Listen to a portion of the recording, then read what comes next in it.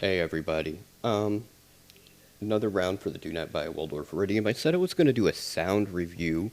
This synth really needed one. I just fired it up and starting to have issues now. You can see it just shut off. And I'm getting a black screen. And we're just going to see what happens. Oh, it turned back on.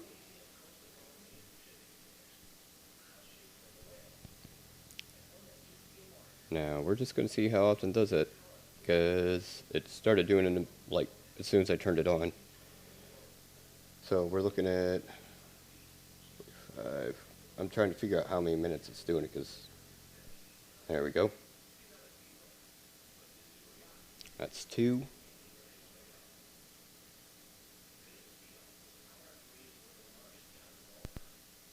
There, turns back on. Now, mind you, I already have the laptop cooler under there and the temperatures and everything, so this is not turning out to not be a temperature issue. I totally forgot I lost count now.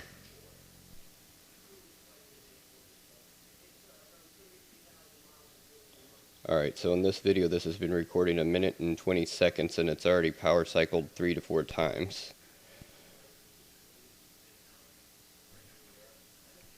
So now this is an issue that I've talked about that some face, and you guys can see it firsthand. I'm going to keep talking so we can just watch this go. Now, the power cycling, my next option, which I will do in a few weeks, is I'm going to disassemble this unit with some assistance, well, a lot of assistance from Angie, but going to disassemble this unit. And then the other thing to do to try and fix power cycling is you disconnect and reconnect all the wires on the inside, because they vibrate and then end up getting dust and stuff in them and actually will come apart.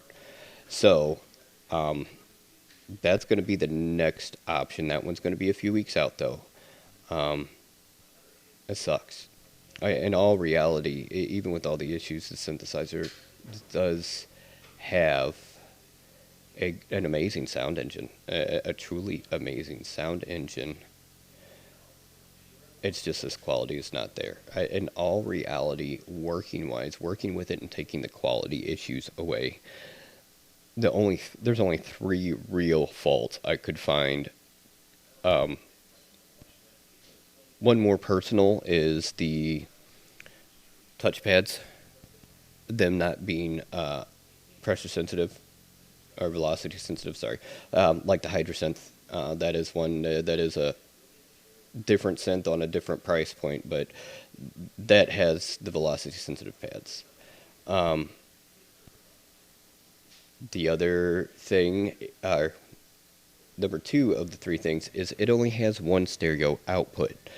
Something I do love about the Innovation Summit is that it has dual stereo output. So if you're doing layered, you can actually send stuff out different ways. I'm sure there's ample benefits for that live, but it can make some really cool recording in the studio. I don't do live keyboards or anything like that.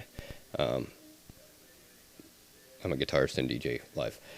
But geez, I don't even know how many times we're going on. This video's been shooting 3 minutes and 51 seconds, and this just keeps on, off, on, off, on, off. So I know some of you guys doubted. I know I had some pretty harsh remarks. But like I said, I really wanted to do a sound review. You saw last video, it was working, and then I powered on this time, and this is what we got going on. So, looks like this, I thought this would be the last video in the series, do a sound engine and ta-da, off and move on to other equipment.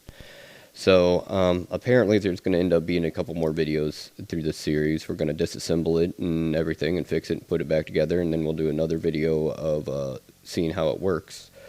Those are going to be a little off though. We're going to do some more cool equipment before then. But yeah, I mean, you guys can see. Is it even... Oh, power back on. I didn't even know it was going to power back on that time. Wow.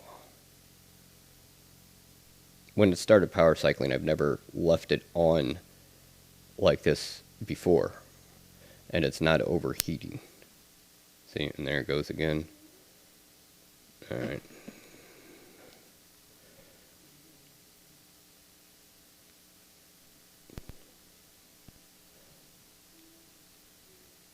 All right, I'm going to power it off now. All right, guys, I am sorry that did not go as planned. You guys could see what the power cycling issue I was talking about and how it happens and what starts going on. So, sorry this didn't go as planned, guys. I was truly hoping to give you guys my thought on the sound engine, because that did impress me on this. But, alright, well, the Do Not Buy a Waldorf Iridium series shall continue.